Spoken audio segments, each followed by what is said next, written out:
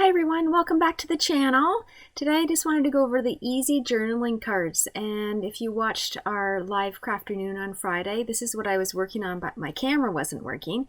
I wanted to give you an idea of how you can make your own journaling cards for your own junk journals, book projects, maybe just even pads of paper.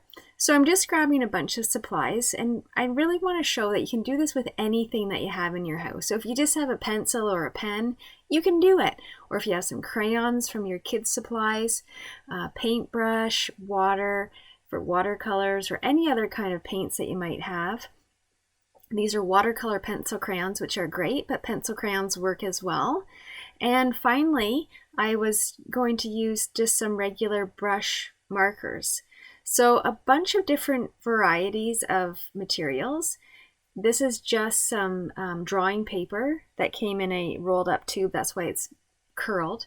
And I've ripped it to about a 4x6 size.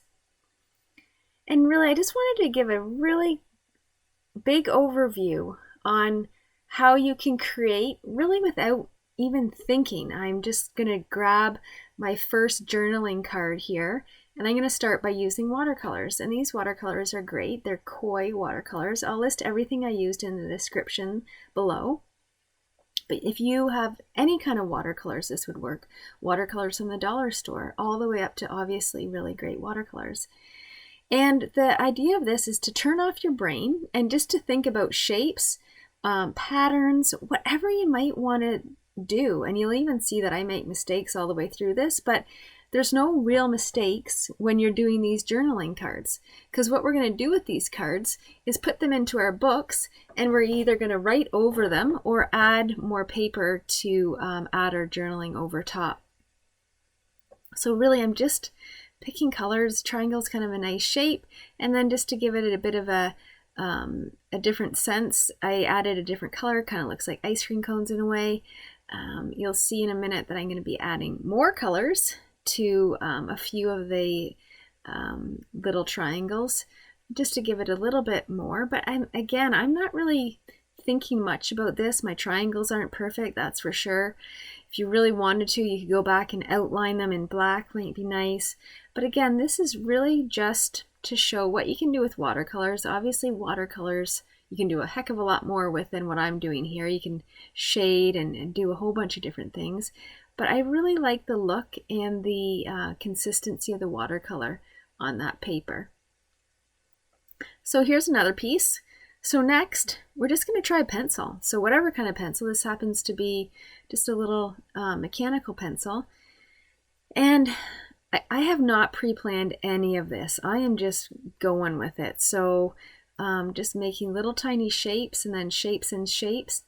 But you could do little flowers. You could just do lines, circles, whatever. A great thing to do if you're stuck in Zoom meetings like some of us always are is just to have a piece of paper and a pen or a pencil or pencil crayon and just start doodling away. You'll be amazed what you can come up with for your little journaling cards.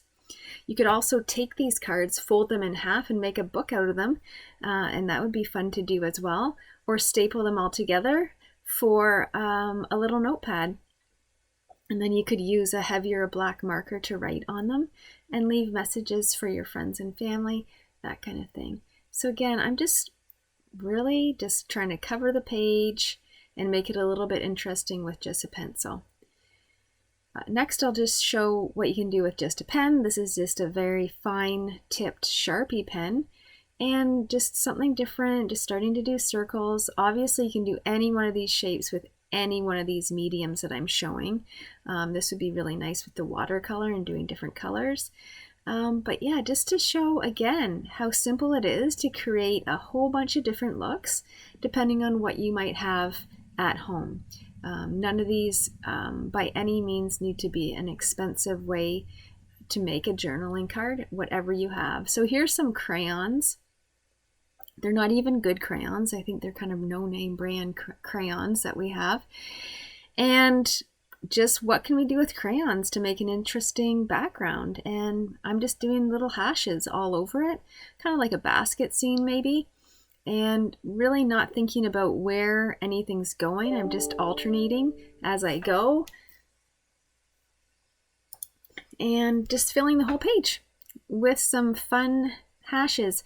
I really like doing these projects when I don't have a lot of other things or I'm not motivated enough to get out a big project to work on, because it's just nice and small. You can do this watching TV or just when you're sitting at your art table, just filling a gap of time. Next, I'm using the brush markers, and these are really nice markers as well, but I'm trying to do something different on every single one. And again, I'm just starting with some lines, just some random lines, trying to match my green colors here. But the beauty with these is that anything goes. So this is your time to experiment, have a bit of fun. You can add a lot of different elements to this too, if you had some stickers or if you wanted to incorporate different mediums. So I could have added some crayons or some paints to this as well, and it just would have had another effect to the whole card. And journaling cards are really great, or background cards that you'll see me use them for, and it just adds so much more to your scrapbook page or your journaling page or your junk journal. And when you're making these, you can think about where you might want to use them, but I kind of like just making them and seeing where the pattern takes me, and then having a whole pile of them, and then I play around with what works best with my page.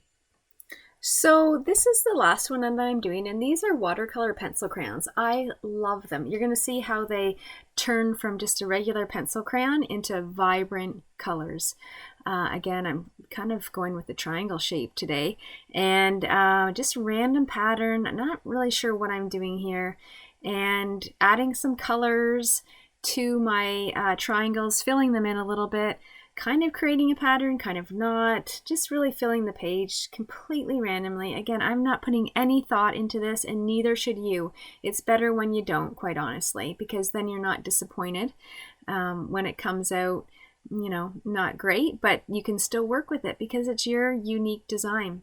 And as you go through and play with what you have, your medium-wise, you're going to start to realize what you really like to work with. And if you find a medium that you really like, I would recommend getting a better quality type of that medium. So whether it's watercolors or watercolor pencil crayons, pencil crayons, there's different levels for all of those things, and you will be amazed at the higher quality in those. But to begin with, you don't need anything special at all. Now, this is how watercolor pencil crayons work. You literally just paint over what you've done. I mean, I'm sure artists can create really beautiful things. I need to be honest with this one. Not super happy, but I have an idea of where I'm going to use this journaling page, and I think I might add some stamps to it and just change it around a bit. It's going to be nice when it dries. So now you're all saying, but what can I do with it? So I'm going to show you. This is a memory book that I created, and I'll be using it to demo in other videos. And I've done a couple pages with some of the journaling cards that I just made. So this is one. This is the one that you saw me make out of the brush markers. So it kind of had a woodsy feel, and I thought it goes really well with that picture. I'm going to be adding my words later. And this is a picture of me and my sister from probably the early 80s.